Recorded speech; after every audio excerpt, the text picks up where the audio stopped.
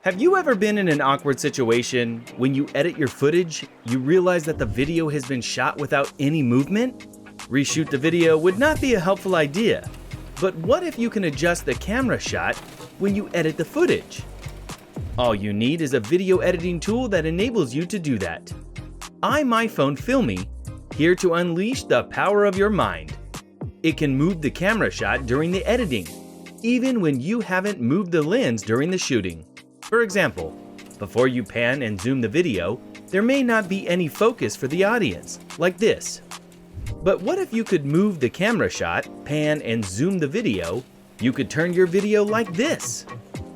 How to do this? Pretty easy. Let's take a look. First, import the footage you would like to edit onto Filme Video Editor and take the footage to the timeline for the editing process.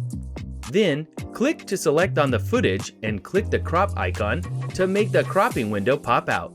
Or, you can right-click on the footage and select Crop Feature. Then, click Pan and Zoom tab.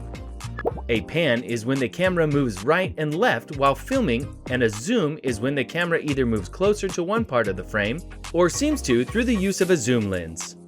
Here, you can see the start frame and the end frame over your footage. You can set the frame size and position based on how you want the shot to move.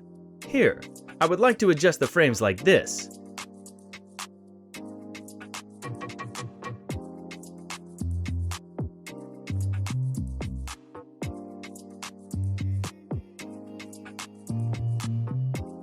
Also, you can pan and zoom the video in the fastest way by selecting the moving way like zoom in mode, zoom out mode, pan left mode, and pan right mode.